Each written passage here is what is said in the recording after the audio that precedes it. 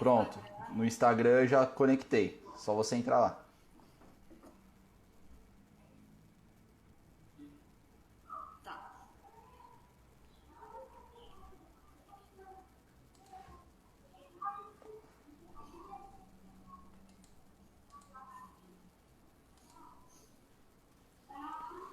Fala pessoal, tem uma galera entrando aí no Instagram.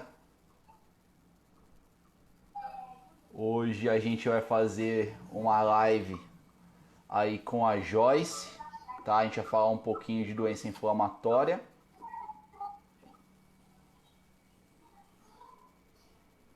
Clicando a Joyce aqui.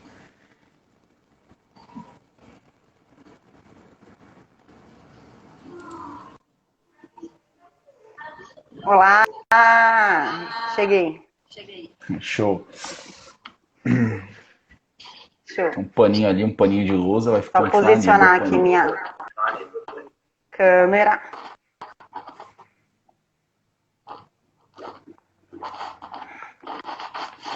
Pronto. E aí, galera, tudo bom com vocês? Hoje é um vídeo mais do que especial, com a presença ilustre aqui do nosso querido Jefferson Comim. Eu queria aproveitar para agradecer, viu, professor, pela sua disponibilidade, por estar aqui querendo colaborar com todos os pacientes para melhora, né? E quanto que é importante o tratamento multidisciplinar, né, em várias doenças, e principalmente para a gente que é paciente de doença de Crohn. O professor, gente, ele é meu professor na graduação da nutrição, né, para quem ainda não o conhece. Ele é nutricionista, pós-graduado em medicina, doutorando em imunometabolismo, professor de graduação e pós-graduação, lutador de jiu-jitsu, adora dizer que Palmeiras não tem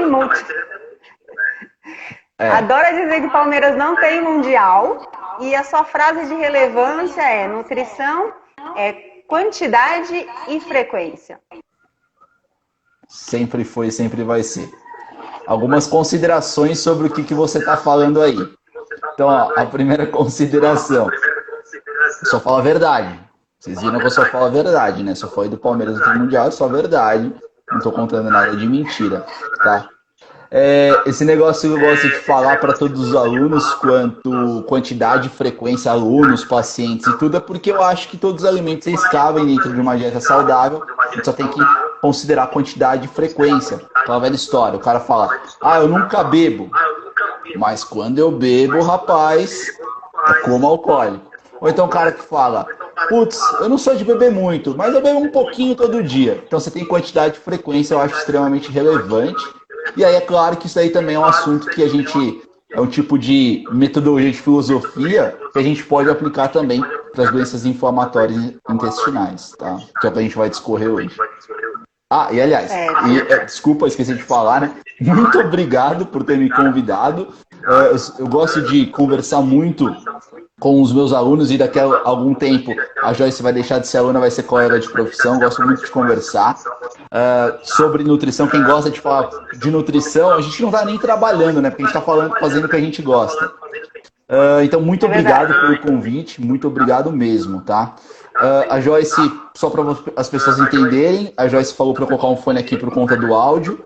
E aí, na verdade, o fone também não entra no meu ouvido por conta do jiu-jitsu, que a Joyce falou que eu sou lutador de jiu-jitsu entre aspas. A gente vai lá só para brincar mesmo.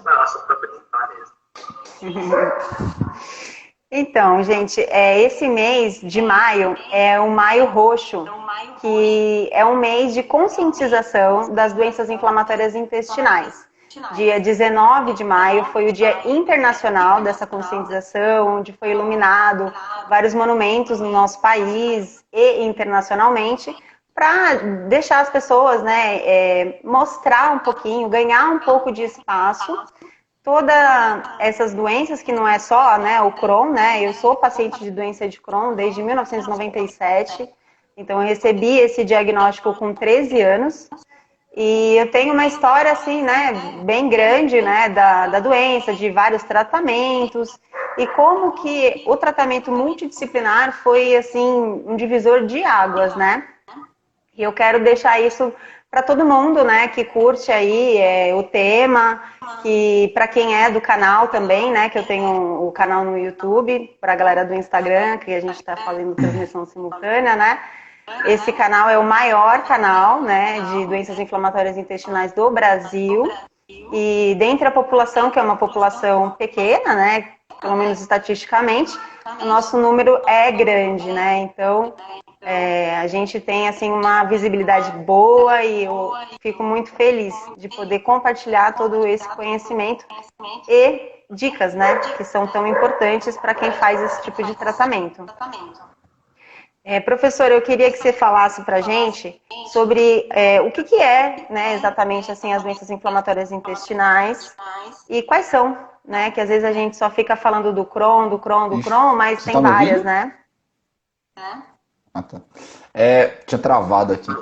Bom, Bom, então a gente tem esse quadro de doenças inflamatórias intestinais, entre elas a retocolite ulcerativa e também a doença de Crohn, né?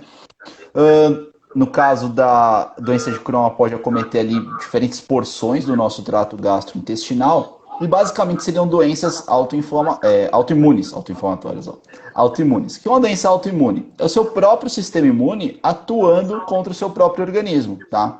Então, assim, basicamente, o nosso sistema imune serve para nos proteger e nos últimos tempos, nessa época de coronavírus, a gente tem falado bastante sobre sistema imune. O sistema imune serve para proteger o nosso corpo. Só que em determinado momento pode ocorrer desse sistema imune interpretar alguma célula ou alguma molécula do nosso próprio corpo como sendo agente nocivo, agente invasor. E dessa forma a gente desenvolve uma doença autoimune. Isso acontece, por exemplo, tipo certo. diabetes tipo 1, a gente divide ela em diabetes tipo 1A e tipo 1B, tá? A tipo 1B ela é de causa idiopática e a tipo 1A você consegue ver ali o aumento de anticorpos, autoanticorpos. Que é isso? É um anticorpo que é produzido pelo seu sistema imune para combater a sua própria célula do seu corpo, tá? Nesse caso, a célula beta-pancreática. Das doenças autoimunes, mais especificamente a doença de o sistema imune, eu parei porque minha internet já dá umas falhadas aqui, aí eu não sei se eu estou falando sozinho ou não. Mais especificamente se tratando da doença de Crohn, o que acontece? A gente tem que imaginar que lá no nosso intestino nós temos lá células epiteliais. O que é uma célula epitelial? Basicamente uma célula parecida com a nossa pele, tá? Basicamente parecido. Tem vários tipos de epitélio, mas basicamente parecido com a nossa pele. E essas células epiteliais do nosso intestino, elas apresentam microvilosidades. Deixa eu focar aqui na câmera. Que é como se fossem esses dedos aqui que eu coloquei para vocês, tá? Ela tem esses vírus. Tá? Elas têm essas microvelocidades. Qual que é o objetivo dessa célula? É garantir a maior superfície de contato com o conteúdo que está passando no seu intestino, justamente para você absorver os nutrientes, enfim. O que acontece durante, por exemplo, a doença de Crohn? Uma célula dessa morre, e aí a gente tem a microbiota que fica ali recobrindo a nossa parede intestinal, tá? Essas células. A gente tem uma microbiota. O que seria essa microbiota? Teremos várias bactérias ali que vivem em perfeita harmonia com o nosso corpo, ou pelo menos deveriam viver em perfeita harmonia com o nosso corpo. Quando uma célula dessa morre, ela deveria ser substituída por outra sem maiores danos. Só que no caso da doença de Crohn, essa célula morre, as nossas células do sistema imune, elas acabam, como que eu posso dizer, pegando uma parte dessa célula morta e apresenta para outras células do sistema imune, que nós chamamos de linfócitos, tá? Esses linfócitos orquestram uma resposta inflamatória e aí nós temos todo o nosso sistema imune sempre atuando contra moléculas que têm uma característica em comum. Todas essas moléculas são essas células epiteliais, tá? Então nós temos o nosso sistema imune atuando contra as células do epitélio intestinal. E aí você tem uma lesão tecidual. Sempre que houver uma lesão tecidual no nosso corpo, nós temos um quadro de inflamação, tá? E aí, célula morre, célula é apresentada do sistema imune. O sistema imune vai lá e combate sua própria célula. Célula morre, célula é apresentada do sistema imune. Seu sistema imune vai lá e combate a própria célula. Então a gente tem ali uma doença autoimúnica ali de ordem crônica, né? Acaba sendo ali pelo restante. Não tem muito o que sinto muito dizer isso, mas não tem muito o que fazer, porque o seu sistema imune acaba interpretando essa célula como algo nocivo, só que a célula do seu próprio corpo, tá? essa explicação de doença autoimune, de novo, ela se aplica não só para a doença de Crohn, por exemplo, se aplica para a maioria das doenças autoimunes que nós temos. Aí eu citei o exemplo da célula beta pancreática na diabetes tipo 1, tá? Então assim, e aí provavelmente você tem lá a liberação de vários fatores pró-inflamatórios, e aí eu sei que tem um pessoal aqui da nutrição assistindo a gente, tem fora o público do canal da Joyce, também tem um pessoal da nutrição assistindo a gente tem a liberação de vários fatores pró-inflamatórios, como interleucina 6, TNF-alfa, e muitas das drogas que são administradas para as pessoas, para os pacientes com doença de Crohn, ou então doenças inflamatórias intestinais de maneira geral, são drogas que tentam atuar ali diminuindo a inflamação desses fatores. Diminuiu? Eu não sei se eu apareci. Você está conseguindo me ouvir? Aqui, não falhou?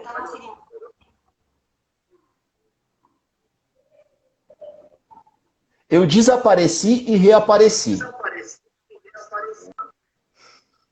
Eu acho que essa internet está travando um pouco. Só um pouco, né? Só um pouquinho.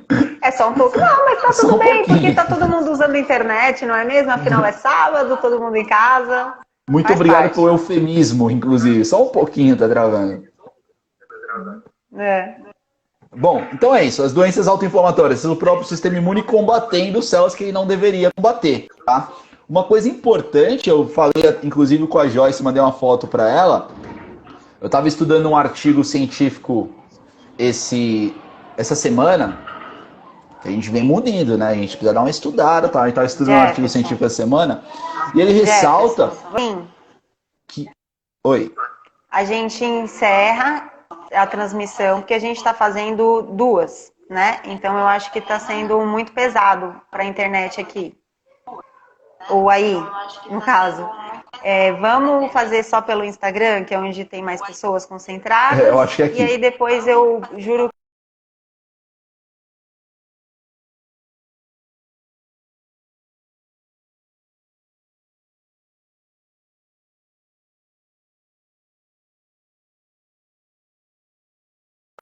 Já tá o Instagram do professor. É o Comin Jefferson. E a gente vai continuar por lá, tá bom? Porque acho que está sendo muito sobrecarga da internet. E obrigada até agora. Pronto. Vamos lá, professor. Bom, então agora eu olho para cá. Pronto. Agora eu vou olhar para cá. Tipo, tem uma coisa que eu odeio apagar a internet aqui em casa, que minha internet é muito ruim. Eu tenho certeza que a minha internet não é a internet da Joyce, tá? Então, ó, pessoal, a gente tá falando sobre doenças inflamatórias intestinais, e aí eu dei uma explicação, tanto quanto genérica, mas uma explicação que pra gente, por enquanto, é o suficiente, do que é uma doença autoimune, tá? Então, uma doença autoimune é o nosso próprio sistema imune atuando contra as células do nosso próprio corpo, tá bom? Então, assim... se tratando da doença de Crohn, por exemplo, imagina que as células do seu epitélio elas acabam morrendo. A gente tem uma célula que a gente chama de célula apresentadora de antígeno. Ela acaba captando essa célula, fagocitando, que a gente diz, e apresenta uma parte dessa célula para linfócitos, tá? E esses linfócitos, eles que mandam, assim, são tipo o general do nosso sistema imune. O que eles fazem? Eles pegam, interpretam aquilo como sendo algo nocivo. E eles orquestram uma resposta inflamatória sobre qualquer outra célula que tiver uma molécula parecida com aquela. E quem são essas outras células? As outras células do seu próprio intestino. Então você acaba gerando o seu próprio sistema imune atacando o seu próprio corpo. Isso gera uma lesão tecidual. E aí o seu próprio sistema imune ataca o seu próprio corpo. Isso gera outra lesão tecidual. Isso vai se agravando, isso vai ocorrendo com o tempo, tá? E aí eu estava falando, por exemplo, tem um papel da microbiota disso, porque a microbiota é composta por bactérias. E se eu tenho uma lesão tecidual ali, teoricamente essas bactérias, principalmente lipopolissacarídeos, acabam extravasando para a nossa corrente sanguínea. Aí você fala, Jefferson, daí vai se limitar só para o meu intestino? Não, isso daí não vai se limitar só para o seu intestino. Então tem pessoas que acabam tendo manifestações cutâneas ou coisas do tipo, tá bom? Existem as manifestações extraintestinais, né? Perfeito. E aí tem... tem o eridema. Pode. Obrigado. Aí tem o eridema nodoso, tem uveíte que dá no olho, Sim. tem problemas nos ossos, geralmente o pessoal do Crohn também desenvolve artrite, artrose. Tem várias Então, manifestações. são várias manifestações. Quem tem alguma doença autoimune acaba desenvolvendo outras, né? Que é muito ruim. Quando eu vou no médico, o médico fala assim, você tem o quê? Eu falo, tenho Crohn. Aí o que mais? Eu falo, já tá bom, né? Porque não é fácil. Mas geralmente o pessoal tem mais do que uma coisa. Eu não sei no seu caso, mas normalmente a primeira manifestação que a pessoa começa a ter presença, sei lá, de sangue nas fezes, começa a sentir fraqueza, dor, cólica, dor de barriga, coisa do tipo. E aí até, eu tava lendo que muitas pessoas, elas costumam, por exemplo, demorar para ter esse diagnóstico, né? Porque fala, putz, é um episódio, acaba ignorando, coisa do tipo, e depois vai ver e acaba fechando o diagnóstico. Então... O diagnóstico do Crohn, pelo menos, e da retocolite também, que são doenças muito parecidas, né? Elas têm uma demora muito grande para você realmente ter um laudo e falar, olha, é isso mesmo. Porque demora, a recorrência demora, os exames são vários, são exames bioquímicos, exames de imagem. E aí tudo isso até se dar, né, o real resultado, vai quase um ano. Vai mesmo, vai mesmo. Assim, mas, por exemplo, você disse vai quase um ano por conta do diagnóstico, mas pelo que eu tenho visto também demora, a pessoa ela acaba ignorando, ela fala, putz, é só uma dor de barriga, coisa do tipo. Acaba ignorando, acaba convivendo com isso por anos. Por exemplo, você falou que você teve o diagnóstico fechado em 97, não foi? Putz, foi assim, ó, eu fiz o diagnóstico, eu tive a primeira crise, os primeiros sintomas, eu tinha 13 anos, em 97. E aí fui fazer um monte de exames e tal, e o médico fechou o diagnóstico como retocolite. Eu passei 9 anos, mais ou menos, com esse diagnóstico. Até que eu tive uma outra crise muito intensa, fiquei mais de 40 dias internada. E aí, pulou para a doença de Crohn. Porque estava errado. Né? Então, porque com o tempo também as coisas evoluem, né? Existem remédios hoje que não existiam antes, existem imunomoduladores que não existiam, então... mas, por exemplo, o que eu queria saber assim, agora eu que estou perguntando para você, eu queria saber Pode falar. quanto tempo demorou do seu primeiro episódio, você falou, putz, eu tô mal, até você procurar um médico? Jefferson, eu não tenho essa consciência por causa da minha idade. Né? Tá. Eu estava no momento, né, da adolescência, pós-púbere, né? Tinha acabado de menstruar e não entendia muito bem o que estava acontecendo. Até, assim, os meus avós, que eu fui criada pelos meus avós, entenderem, né? E minha mãe me dava água com carvão ativado, chá de tudo que é coisa, não, porque ela tá com dor de barriga, e era uma dor de barriga. Só que o tempo, cronologicamente dizendo, eu não sei te dizer, mas demorou, porque eu sei que eu fiquei com anemia, assim, com hemoglobina de 6, assim, fiquei bem mal. E agora, olha que importante essa informação, você falou que você estava na menarca e aí você começou a ter, você teve aí os sintomas da doença de Crohn. Então você tem ali, na menarca, a gente já começa a aumentar a dose de ferro que a gente dá para a menina que agora está se transformando em mulher. A gente já aumenta a dose de ferro por conta da menstruação, então a gente já tem uma perda ali bem importante de sangue. E aí você tem a doença de Crohn, você diminui a absorção desse ferro também. Então é uma somatória que provavelmente desencadeiam essa anemia que você teve, né? Assim, então, isso também é uma questão, né? O que tipo assim, como o nosso intestino está extremamente inflamado, né, dentre um episódio da ativação da doença, o quanto que isso influencia na nutrição, né? Que a gente perde muito peso, eu perdi, no caso, eu já cheguei a pesar 47 quilos, então foi muito ruim, assim, é uma perda proteica muito grande, a gente não consegue se alimentar por conta da dor, e aí entra essa parte nutricional que é muito importante, né, que é a parte de suplementação. Então, o que acontece? De maneira geral, a gente tem que pensar, a porta de entrada da absorção dos nutrientes, da maior parte, não a absorção total, mas a maior parte é o nosso intestino. Então, se a gente tem algum problema ali no intestino, com certeza a gente vai ter uma dificuldade de absorver esses nutrientes. Eu digo não só macro ou micronutrientes, mas os dois, tanto carboidrato, proteína e lipídio, quanto os micronutrientes, tá? Aí, se você pegar isso agravado com o episódio de diarreia, você tem uma perda muito expressiva de água, perda de eletrólitos, por exemplo. Então isso se agrava cada vez mais, aí começa a entrar num ciclo vicioso de maneira geral, tá? Preocupações que normalmente se tem, mas é claro que a gente tem que avaliar caso a caso. Eu tô achando interessante que a gente tá fazendo essa live, umas 2 pessoas já falaram, tenho doença de Crohn, eu não tinha a dimensão disso. Eu tô achando bem interessante isso. Eu, sinceramente, eu não sabia que eu tinha mais de um aluno, sem ser a Joyce, que tinha doença de Crohn. Tá sendo bem interessante. Mas assim, de maneira geral, as maiores preocupações elas giram em torno de cálcio, giram em torno dos eletrólitos de maneira geral, vitamina B12, ferro, claro, tá? Magnésio. Magnésio acaba sendo meio difícil, mas a gente também pode ter alguma coisa por volta do magnésio, tá? Mas de maneira geral, consigo me recordar, é isso, tá? É claro que a gente tem também uma perda muito expressiva, uma dificuldade em ganhar peso, ganhar massa corporal, as pessoas, muito, né?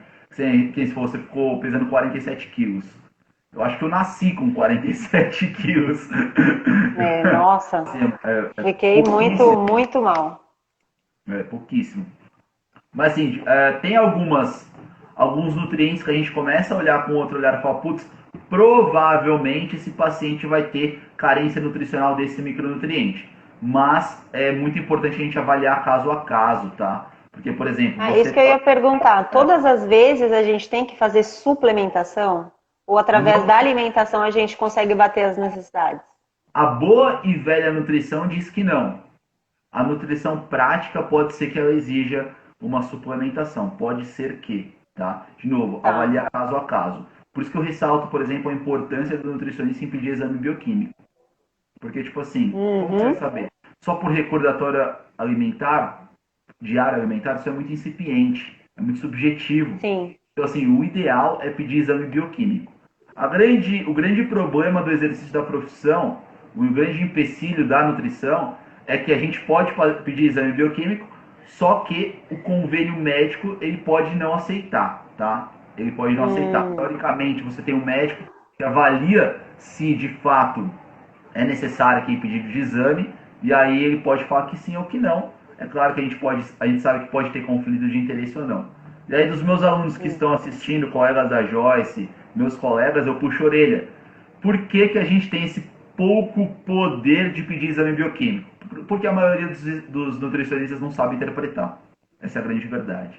Tá? Então, assim, não adianta o cara pedir o exame bioquímico e chega num papel, olha, eu tenho aqui o exame bioquímico no meu paciente.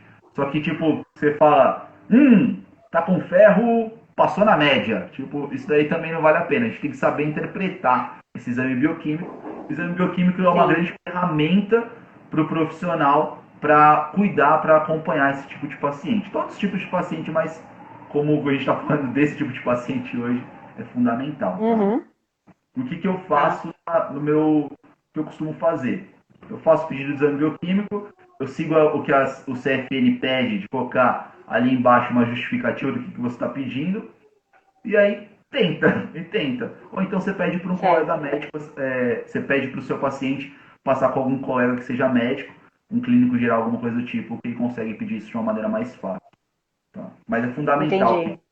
É bem importante. Fundamental, né? Medir ferro. E a questão da vitamina D?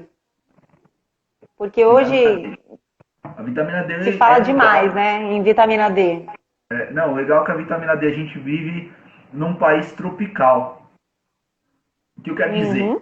Aqui bate sol na sombra. Aqui bate sol. Hoje está um dia típico, eu não sei se o pessoal está assistindo a gente de onde cada um é, mas aqui em São Paulo está um dia típico, está um dia horrível. Tá? Mas normalmente bate sol. Teoricamente a gente não precisaria de fazer suplementação de vitamina D. Mas, se a gente for fazer a suplementação de vitamina D, tem várias diretrizes aí que elas recomendam doses diferentes. Por exemplo, para a população de maneira geral, a gente pode recomendar dose de 800 UI, tá? Já para o cara que faz exercício físico, a gente tem a recomendação europeia, pode ser até de 4.000 UI. Então, assim, ela varia bastante, tá? Eu estava conversando com um amigo meu que ele estuda vitamina D, e aí ele falou justamente que a gente, se expor ao sol durante 15 minutos, ali sem camiseta, já é o suficiente para você sintetizar a vitamina D, o suficiente, tá? Se tratando do paciente com doença de Crohn, a vitamina D vai ser prejudicada a absorção? Provavelmente sim, tá? E também Sim. faz A o minha tá paciente. sempre baixa. Eu faço a suplementação, acho que, sei lá, desde sempre. Não, assim, mas é o que eu te falo, também é uma questão de hábito, né? De tomar sol e coisa do tipo. Mas a questão da vitamina D, a absorção, ela é atrapalhada sim, mas não só da vitamina D, tá? Isso aí vai variar muito de paciente para paciente. Porque pode ter paciente que a doença está prejudicando só uma porção do intestino, outro paciente está prejudicando uma porção muito, muito maior, tá? E quanto maior a superfície saudável, superfície de área de contato do intestino, quanto mais saudável estiver e maior for essa superfície, melhor vai ser a absorção dos nutrientes, tá? Aí você pega, sei lá, pode ter pessoa que fez cirurgia, fez procedimento cirúrgico, Sim. retirou ali Tem uma bastante porção. paciente com ostomia também, né, professor? Tem Então, paciente que já, com doença de Crohn, diz que ai, não sei nem o nome, mas aquele monstro do lago lá, que tipo, você não pode mexer. Se você não opera uma pode. vez, é muito mais provável que você opere outras vezes. Sim, Então, e aí o intestino vai reduzindo, né? A gente sabe que o corpo tenta ali, né, de todas as formas, suplementar a parte que foi tirada, né, para que haja absorção, mas o trânsito não, intestinal é muito rápido, quem tem a bolsa de colostomia, né, tem também essa baixa, né, de absorção. com certeza. E assim, aí de novo, Jefferson, como que você vai saber isso? Meu, tem que pedir exame de sangue, você tem que pedir exame bioquímico para saber, para avaliar isso, Sim. tá? É E caso a caso, né? caso a caso, caso a caso. Por exemplo, a gente comentou, a gente estava conversando antes, a gente comentou sobre doença não, dieta sem glúten. Sim, Dieta sem sim. glúten, né? Nossa, a pessoa fala muito disso. Fala, ai, não, tirei o glúten e a lactose, eu tô melhor do Crohn. Acabou. Qual que é o grande É, problema de dieta sem glúten, né? Acabou, resolvido. Descobri a cura da é, doença de Crohn. Qual que é o grande problema da dieta sem glúten? Já tem não. Tem estudos mostrando que uma pessoa que normalmente faz a dieta sem glúten, sendo celíaca ou não, ela tem risco maior de desenvolver uma desnutrição, tá? Porque a gente tem a pessoa acaba diminuindo a oferta desses alimentos que tem o glúten e neles a gente tem uma porção de micronutrientes, tá? Então, por exemplo, tem um estudo certo. de 2016 na Alemanha, me fugiu o nome da autora, depois eu posso procurar aqui. Eles investigaram justamente isso. Eles pegaram lá e foram ver a população que tinha doença celíaca e como que eles estavam na dieta deles. Aí eles viram que esses caras, eles estavam desnutridos, eles tinham doença celíaca, eles estavam desnutridos, tá? Só pelo fato de consumir uma dieta que não tem o glúten. Então assim, imagina você que não é celíaco e está seguindo essa dieta, então você precisa tomar cuidado. E uma outra coisa que a gente ressalta vamos supor que eu sou celíaco e a Joyce é celíaco. Será que tudo que faz mal para mim vai fazer mal para Joyce? Então vamos supor, eu não posso comer pão. Eu não posso comer meia fatia de pão. Só que a Joyce ela já não passa mal só comer meia fatia de pão. Então assim, tem graus de tolerância para doença celíaca também, tá? E a gente precisa considerar isso. E a grande Sim, interrogação no tratamento do celíaco é essa: qual que é o grau de tolerância? E de novo, a gente ressalta a importância de avaliar caso a caso, caso a tá? caso. Caso a caso, Individualmente, né? individualmente, sempre, sempre. Gente, dieta de gaveta, esquece. Dieta de gaveta é só para quem quer fazer dinheiro. Quem quer fazer dinheiro, sinto muito, está na nutrição. Então, assim, dieta de gaveta, esquece, gente. Dieta de gaveta, esquece, tá? Tem que avaliar caso a caso. Certo. Tranquilo? E como que, assim, a gente, né, você, nutricionista, pode auxiliar para que a gente, paciente de Crohn, consiga um maior tempo do remissão dos sintomas, assim, professor, através da nutrição? Porque eu assisti aí a sua live falando sobre as falácias da nutrição, eu dei muita risada, foi muito legal. E tem muito isso, né? E aí a gente, né, é exposto a muita informação sem cunho científico e alimento que é isso, alimento que é aquilo, e aí a pessoa começa a comer 1 quilo de açafrão por dia. Como que funciona, assim, essa É, situação?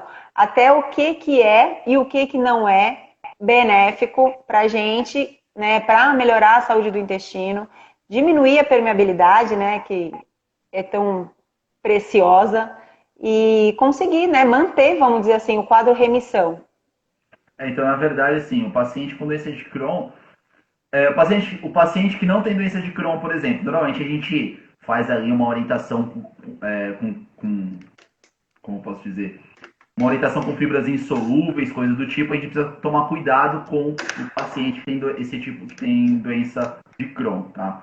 Porque isso aí pode agravar os sintomas. Então precisa tomar cuidado com esse tipo de orientação para esse paciente. Normalmente a gente recomenda uma dieta ali com poucos resíduos. Então, carne magra, de novo, varia de caso a caso. Pode ser que, sei lá, um pedaço de carne magra, um pedaço de, sei lá, um cupim, que é uma carne gorda, para mim não faça mal, porque para Joyce faz mal e os dois têm doença. Precisa avaliar isso daí também, tá?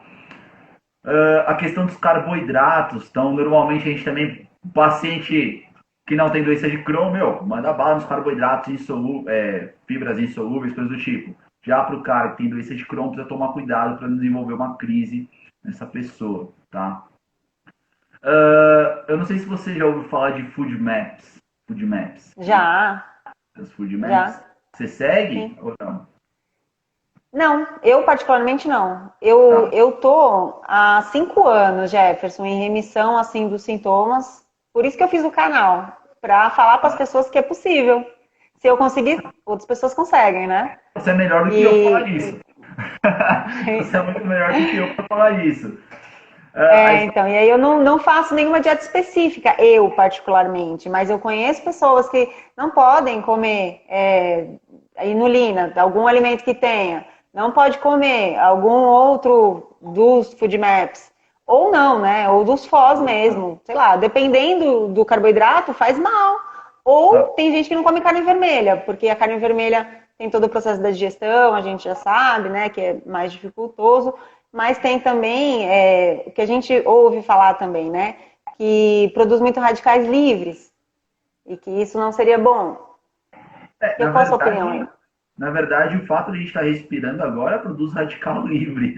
Então, Sim. assim, só de você estar respirando agora, você está produzindo radical livre. Então, assim, precisa avaliar. Na verdade, você suspender o consumo da carne vai ser a melhor opção? Eu creio que não, principalmente se a gente está pensando assim, peraí, o cara que tem doença de Crohn pode ser que ele tenha uma anemia. Sim. A gente sabe que a carne vermelha ali, ferro M, e aí eu posso atuar contra essa anemia. Então a gente precisa colocar numa balança isso, tá? É muito importante você colocar numa balança. De novo, eu ressalto a história de avaliar caso a caso. A história dos food maps, normalmente, se ofertas fazem as dietas low food map. O que é food map? Fermentable, oligosacarídeo, disacarídeo, monossacarídeo. São alguns açúcares que eles são fermentáveis no nosso intestino, né? E polióis, obrigado, polióis. São alguns açúcares que são fermentados no nosso intestino. E aí tem pessoas seguindo esse tipo de dieta, tá? Sem haver a devida necessidade, acaba referindo ali menor, sei lá, desconforto intestinal, coisa do tipo, tá? De novo, o cara tem doença de Crohn e precisa seguir esse tipo de dieta, precisa avaliar, tá? Precisa avaliar se ele vai ter que seguir. Não sei no seu caso, você consome lactose? Não, eu sou intolerante. Você é intolerante mas eu tenho uma... Então, eu sou intolerante, mas aí eu tenho uns períodos, né? E aí, às vezes, eu tô bem, aí eu como alguma coisa e não me faz mal. Mas eu tento seguir, sim, uma linha com menos lactose, meu leite é zero lactose, mas eu também como, sim, um pedaço de queijo, como um iogurte. A minha intolerância não é tão grande, mas tem pessoas que não, né? Que tem uma intolerância muito alta. Assim, não pode nada de leite, simplesmente não pode. Sim. A gente não pode. Aí, por razões genéticas, enfim, não produz lactase, não pode nada de leite. Aí o grande problema aí, por exemplo, você pega o cara que tem doença de Crohn, aí o cara não consome nada de leite, justamente por conta da doença. Aí você já pensa no quê? Você pensa no cálcio. Opa, peraí, como que eu vou fazer para contornar o cálcio? Aí provavelmente você pode... Então, mas nem sempre todo mundo que tem alguma doença inflamatória tem intolerância à lactose, né? Mas as pessoas já tiram o leite. Já tiram. E aí perde uma fonte de cálcio importantíssima. Perfeito. E aí tem os medicamentos que a gente toma, principalmente os de corticosteroides. eles acabam com o osso, né, cara? Eu já tive 2 vezes o quadro de sarcopenia. Então, assim, a suplementação, eu como cálcio, tento bater minhas 1000, né, unidades aí por dia, 1000 miligramas. E aí tento, né, dentro da dieta, e quando tá baixo, dá-lhe carbonato de cálcio. Então, mas, por exemplo, nesses casos, o cara vai lá, o cara de fato, vamos supor, tem o caso, obviamente, que a Joyce mencionou aí, do cara que não pode com a lactose, mas tem a pessoa que ela pode, aí a pessoa, ela tira a lactose, tira a fonte de cálcio, já era. Para o cara que não pode, não aguenta, o cara é intolerante à lactose, você pode pensar ali na suplementação, você pode pensar em um alimento enriquecido com cálcio. Aí precisa tomar cuidado com o vegetal verde escuro, que eu falei, a gente conversou na falácia da nutrição, com os oxalatos e os fitatos, que eles atrapalham essa absorção de cálcio. Então tudo isso tem que ser avaliado durante a consulta nutricional, tá?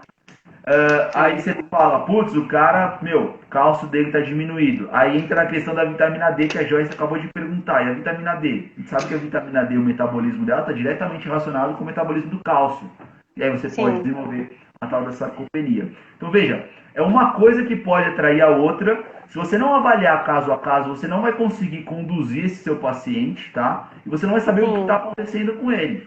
Então, e tudo isso, né, professor, o médico, ele não enxerga isso. Porque quando paciente, eu vou no médico, o médico quer saber quantas evacuações, como que eu estou sentindo dor, olha a dose do remédio, eu não tomo mais, mas quem toma, né, vê a dose, aumenta a dose, abaixa a dose e tchau, vai para casa. Então, o tratamento multidisciplinar, ele é fundamental para quem tem algum tipo de doença, que pelo menos, né, vamos falar das que se dão aqui no nosso TGI, que é o trato gastrointestinal. Qualquer doença que esteja relacionada com esse aparelho, ela precisa de uma orientação de um nutricionista, porque quem sabe de alimento é o nutricionista, não é o médico. E às vezes o paciente, ele olha para o médico que é Deus, né? E aí é muito controverso isso, né? O médico, assim, é claro que é muito importante o médico ele fecha o diagnóstico, ele faz acompanhamento de fornecer medicamento, então o cara vai dar vai dar ali anti-inflamatórios, vai fornecer, sei lá, droga que diminui a interleucina 6, TNF-alfa. Só que assim, no dia a dia, o que você faz no dia a dia? Você precisa se alimentar no dia a dia, tá? Então é muito importante você ter um nutricionista para avaliar isso. Aí você falou de equipe multidisciplinar. Se a gente pensar, e aí, a minha esposa é professora de educação física, eu tenho vários amigos que são professores de educação física. Eu gosto muito. Quanto é importante, né? Embora eu não seja formado em educação física, eu gosto muito de educação física. Se você parar para pensar, exercício de intensidade leve e moderada, eles têm um caráter anti-inflamatório. E a gente está falando de uma doença que ela é pró-inflamatória. Então, olha o papel e a importância do professor de educação física aí, por exemplo, fornecer um exercício, prescrever um exercício físico para esse tipo de paciente. A gente sabe que o exercício físico, por exemplo, ele trabalha com a motilidade intestinal. Então, deambular, o fato de você andar, ele acaba atrapalhando acaba trabalhando a motilidade intestinal. O nutricionista, qual vai ser o papel dele dentro disso tudo? Ele vai ter que fornecer um aporte calórico ideal, só que ele tem que avaliar. Por exemplo, a gente fica muito em cálculo. Pode ser que eu esteja fornecendo um aporte calórico para a Joyce positivo em 500 quilocalorias, mas de nada adianta esse aporte se a Joyce não estiver absorvendo. E como que eu vou saber isso? Através do acompanhamento do nutricionista. Ele vai lá, vai pesar, vai fazer avaliação física, vai fazer recordatório, vai pedir exame bioquímico ou vai trabalhar com o exame bioquímico que ele já tem. Então, assim, o nutricionista é fundamental para... Não existe cura, mas para tratar e melhorar a qualidade de vida das pessoas. Então, por exemplo, eu falo que o nutricionista entende de saúde e o médico de doença. Está 5 anos aí sem ter episódios e, enfim, sem ter emissão, né? Então, assim, ótimo, mas por quê? Porque eu tenho certeza que ela viu que funciona para ela, então, lactose agora, eu posso consumir esse queijo, mas se eu tomar um copo de leite, isso não faz bem, tá? E ela acabou indo aí para a área da nutrição. Quantas pessoas que estão assistindo ou que vão assistir a gente, elas desempenham, sei lá, o cara é engenheiro, tem doença de Crohn, ele não vai parar para ficar estudando a nutrição e coisa do tipo. Ou então até vai, mas não Sim, vai tão a fundo quanto deveria. Então, assim, quanto mas poderia, né? Nem mesmo deveria. que estude, não tem a habilidade, né, que o É, profissional tem para tomar a decisão, né? Porque exatamente. o conteúdo de nutrição o que mais tem na internet. Quer emagrecer, dieta do abacaxi, quer não sei o quê, milhares de Com conteúdos. Só que certeza. o que que serve para você, né? O profissional é que tem essa habilidade de tomar a decisão correta. Não, não é só o que serve para você, mas também, por exemplo, preparação. Então, tipo, a preparação. Quando o cara que. Na nutrição a gente estuda a preparação dos alimentos. A gente vai ter que estudar ali para ver como que tá a preparação desses alimentos para fornecer com o paciente com doença de Crohn. Tá? Então, assim, o nutricionista é fundamental para o tratamento. De novo, para o tratamento para melhorar a qualidade de vida, não para o tratamento da cura, porque ela simplesmente não existe. Exatamente. Porque ela simplesmente não existe. Então, assim, de novo, entra na questão da quantidade e frequência que a Joyce ela mencionou, que é o que eu levo. Para mim, a minha filosofia dentro da nutrição é a quantidade e frequência. A gente tem que ter a quantidade e frequência bem estabelecidas, tá? Então, para a Joyce, a Sim. gente tem que levar em consideração para o paciente com doença de Crohn. Precisa levar em consideração quantidade e frequência. A quantidade para a Joyce pode ser o suficiente. Para mim, pode, eu posso conseguir, eu posso consumir, posso poder consumir um alimento com uma maior quantidade do que a Joyce. Então, de novo, vai caso a caso e dá para Caso levar a em consideração caso. a frequência. Tá certo. E pessoal que faz assim, academia, né, Jefferson? A galera quer ficar sempre naquele bombado, né? Eu percebo que tem bastante pessoas estão sempre falando assim para mim: posso tomar whey protein? A gente pode suplementar? Como que faz? Né? E responda, por favor, essa pergunta. Paciente, pode fazer suplementação de whey protein? Então, na verdade, aí vai também na questão da lactose de novo. Então, o cara quer ganhar massa, o cara vai tomar whey protein. Se a gente pegar o whey protein concentrado, você vai ter uma quantidade de lactose ali. Se a gente pegar o whey protein isolado, a quantidade de lactose vai ser muito menor. Mas aí vai depender da sua sensibilidade ao alimento. Então, por exemplo, se você pegar um whey protein, eu vou falar um número aqui médio, tá? Se pegar um whey protein isolado, que tem ali por volta de 30 gramas de whey protein, você pode ter por volta de 1 até 2 gramas de carboidrato. Esse carboidrato vai ser lactose. Pode ser que para esse Uhum. paciente já não seja legal, mesmo o isolado, tá? O concentrado vai ter mais. O isolado vai ter praticamente zero, mas pode apresentar alguma coisa. O hidrolisado você fornece só para quem você não gosta, porque não serve de nada. Teoricamente não serve de nada. Só Então, para pagar assim, mais caro. só para pagar mais caro. Então, assim, se a gente pegar o leite de maneira geral, o leite ele tem 80% das proteínas é caseína, que é uma proteína de absorção lenta, e os outros 20% são as proteínas do soro do leite, tá? Aí, isso, teoricamente, não é para fazer mal, mas vai depender ali de como que o paciente responde a isso, tá? Ele responde a esse tipo Tá. de nutriente. Tá. E tem algum alimento, Jefferson, que tipo não seja bacana para paciente de doença inflamatória, tipo sushi ou aquelas preparações com carne crua, sei lá, comida árabe que eu acho que tem, né? É, alguma coisa que sim, que você fale assim, olha, não coma isso, sei lá, cardamomo. O que você falou? Cara, o quê? Cardamomo é um tempero da Índia. Ah, nossa, que chique que essa voz. Mande desse Eu negócio trabalho com aí. temperos, eu conheço Tempero muito de da Índia tempero. aí. Vixe, mano, aqui em casa é sal e olha lá, quando tem um alinho. Ah, eu vou mandar para você uns temperos da fazendinha, então, para você Opa, conhecer. opa, eu quero. Então, assim, aqui, em questão de alimentos crus, eu não recomendaria por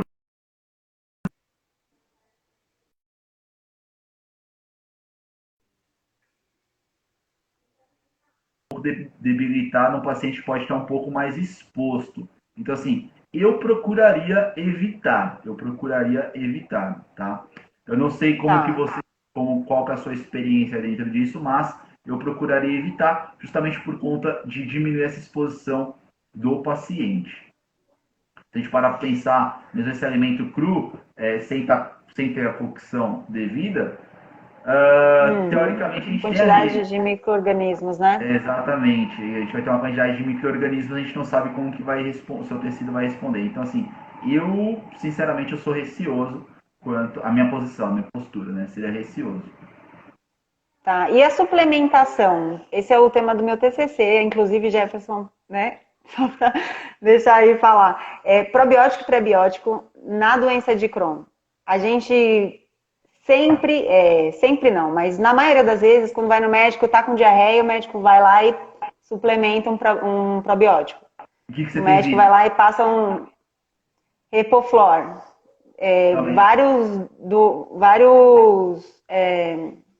Mas os de comprimido, nada daquelas de lactobacilo, nada disso. Aqueles Floratil, o mais comum, né? Que tem uma carga Saccharomyces enorme. boulardii. E o que você tem Tem. visto no seu TCC? Me fala aí.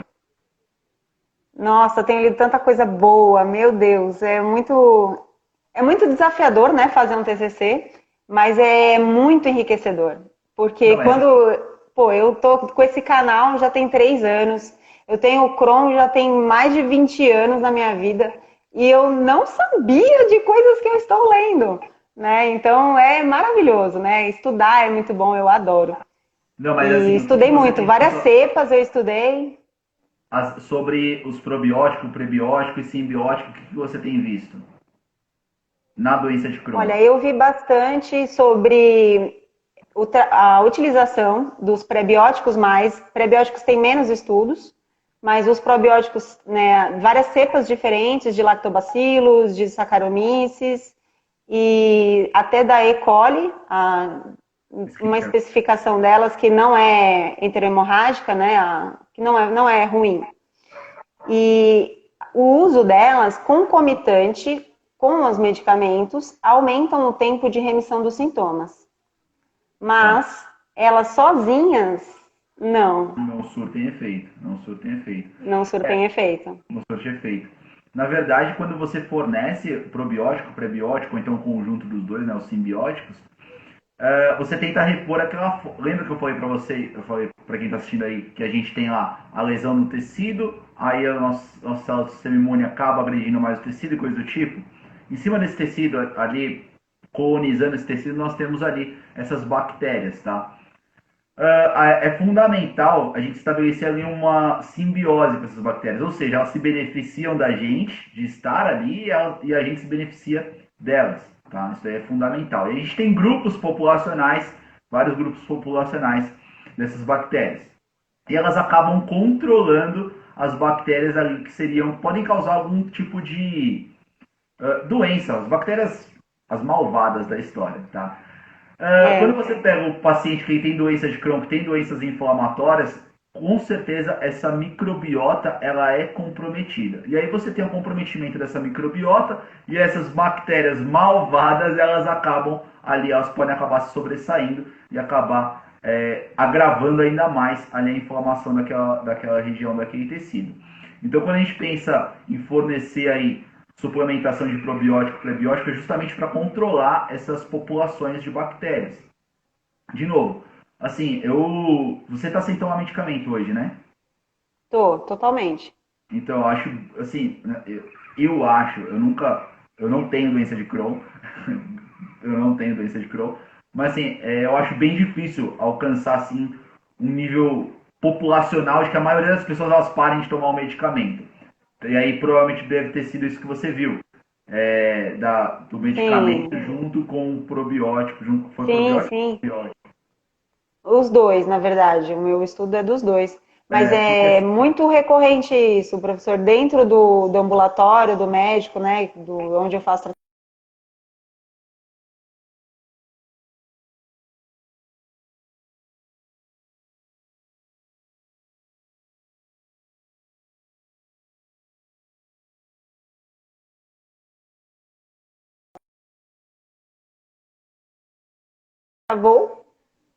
travou, voltei.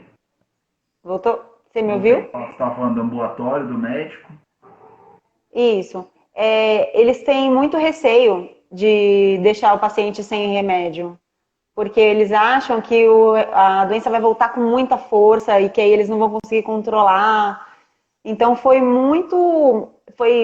olha, eu acho que foi mais ou menos um ano, eu conversando com o médico, falando, não, vamos tirar. Primeiro a gente tirou o imunossupressor que eu tomava, que me sentia muito mal com ele, mas mesmo assim era importante para o tratamento, né? Aí parei de tomar, e aí a gente foi continuando só com o imunomodulador, que é um medicamento 100% humano. Aí eu continuei ainda, e aí meio receoso, aí aconteceu que meu filho pegou catapora, e aí eu peguei. E aí o meu médico falou, não, para de tomar, porque senão você não vai melhorar nunca dessa catapora, né? Sim.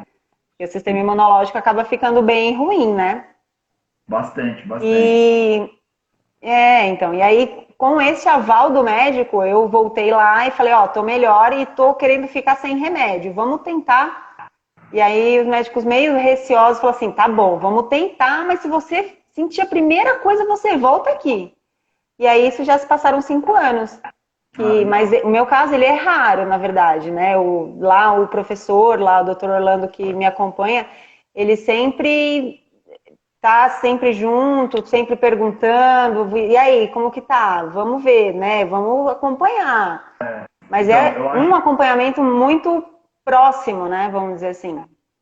Assim, para falar a verdade, então, eu acho difícil, assim, o paciente ele ficar sem o medicamento. Eu acho bem difícil. É a minha opinião, assim, eu acho difícil, tá? Porque, tipo, normalmente Sim. essas drogas, elas vão atuar ali de maneira direta. Então, é o que eu falei, você tem, sei lá, a célula do sistema imune, ela tá liberando interleucina 6. Essa interleucina 6 está gravando mais essa inflamação. Tem um medicamento, não sei Mas se... você não concorda comigo que se eu fizer exercício, diminuir minha interleucina 6, sim. se eu fizer uma boa alimentação, diminuir fatores ruins, eu moro moro em Atibaia, que é um dos melhores ares para respirar. Então, ter uma boa qualidade de vida, isso influencia diretamente no tratamento de qualquer doença. Né? E é isso que eu falo para as pessoas, procure a sua remissão. Cada um tem uma. Sim. Mas assim, por exemplo, por exemplo, se a gente pegar, você tem voltando no caso da interleucina 6, você tem uma célula do sistema imune liberando interleucina 6, isso vai agravar mais a inflamação. Tem um medicamento chamado tocilizumab, tocilizumab, não me recordo. Nossa, me fugiu. Não sei se você já tomou ele. Que ele é um anti-interleucina 6. Essa interleucina 6, quando ela é liberada pela célula do sistema imune, ela agrava a inflamação, que é o que a gente consegue ver nesse tipo de paciente. Quando essa interleucina 6 ela é liberada pelo músculo durante o exercício, ela diminui a inflamação. Sim, então, assim, eu já li sobre isso. Então, assim, quando você... A interleucina 6, ela é o vilão do negócio? Não, a interleucina 6 ela não é o vilão do negócio. É de onde que ela está saindo. Então, se ela é liberada pelo sistema imune, pode ser que ela desempenhe um papel pró-inflamatório, aumenta essa inflamação. Mas, quando é liberada pela musculatura, ela é anti-inflamatória, ela diminui a inflamação. Então, assim, o que você falou é muito importante, você procurar ali a sua zona de conforto, né? Sua zona de remissão. Seu autocuidado, né? Com cuidado, assim, é muito importante isso. Mas, de qualquer forma, eu acho assim, bem difícil o médico ele tirar essas drogas e coisas do tipo. É claro que, assim, você manter a microbiota saudável, voltando, a gente foi parar nessa história por conta da microbiota. Da você microbiota. manter a microbiota saudável, isso vai aumentar a sua qualidade de vida sem dúvida. Isso vai aumentar a sua qualidade de vida sem dúvida, tá? Aí fazer uso de probiótico, prebiótico, simbiótico, enfim, vai melhorar a sua qualidade de vida sem dúvida alguma. Tá bom, Jefferson, eu queria só, assim, para finalizar, que eu acho que o nosso tempo está acabando, né? Agradecer, né, pela sua disponibilidade e queria falar também, né, que você atende as pessoas, né? E Sim. você está consultando, né? Onde que é lá o seu consultório? Eu tô aqui em São Paulo, eu sei que isso vai ser reproduzido para mais pessoas. Eu tô em São Paulo, na Rua Jaú, na Avenida Jaú, ali perto do metrô Brigadeiro, tá? Número 72. Por conta desse coronavírus, eu tive que suspender os atendimentos em consultório, só que o nosso conselho permitiu com que a gente fizesse atendimento remoto, e aí assim eu estou fazendo com os pacientes, né? Tô fazendo um atendimento remoto, e aí depois a gente marca de ir no consultório e coisa do tipo. Tá? Então, quem precisar, eu me coloco à disposição. Pode encontrar o meu contato no meu Instagram, @comenjefferson. Eu tenho um canal no YouTube, que eu falo mais da parte teórica da coisa, do nutricionista. Chama Eu Nutricionista, eu, nutricionista. E tem o meu site, cominnutrição.com.br, Comin com N, C-O-M-I-N, nutrição, nutricão, né? .com.br. Aí lá você consegue me conhecer um pouco melhor e coisa do tipo. Tá, gente, olha, eu super recomendo, né, o tratamento multidisciplinar, é o que, como eu falei aqui para todo mundo, foi um divisor de águas, né, dentro do meu tratamento do Crohn, e a nutrição, ela tem um papel, se não mais do que 50% dentro de tudo isso. Então, consultar um nutricionista é extremamente importante para todos nós que somos pacientes, a população do mundo, na minha opinião, mas para os pacientes em especial. E eu indico muito o Jefferson, ele é um cara, assim como vocês viram, super alto astral, tá sempre fazendo piadinha sem graça, mas ele é legal pra caramba. Cara, sou mais engraçado. É, muito engraçado. Demais, é o Bozo, né?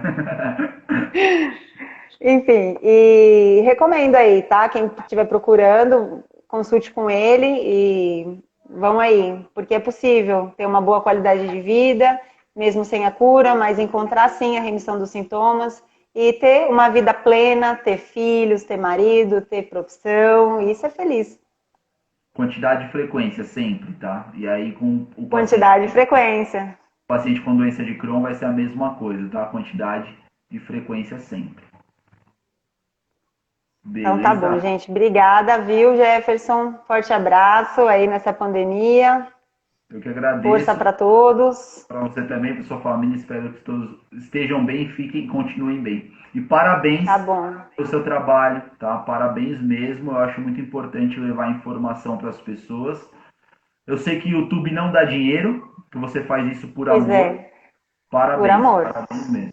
Parabéns mesmo. Se você puder, por favor, você salva esse vídeo para a gente colocar lá no canal, como você salvou lá no IGTV? Pode ser? Tá, eu sou novo nisso, gente. Ele desaparece aqui e aparece lá para eu colocar no IGTV. Eu vou clicar lá. É isso, né? Eu não sei também, porque eu não entendo muito de Instagram, eu entendo de YouTube. Tá. Assim, do outro que eu gravei, apareceu para eu baixar. Eu não consegui baixar. Então, assim, eu vou clicar nos dois. Aí eu vou ver aqui, eu te passo para você pôr aí no YouTube. Tá ótimo, gente. Obrigada. Faz mais, enfim. Tá certo. Tá Gente, bom? muito obrigada para todo mundo que assistiu, minhas amigas aí da nutrição, da minha sala, obrigada. Meus amigos do YouTube também, que estão aqui presentes. Muito obrigada, viu? Falou, pessoal. Um abraço e a gente se vê por aí. Se cuida, tá bom? Beijo. Tchau.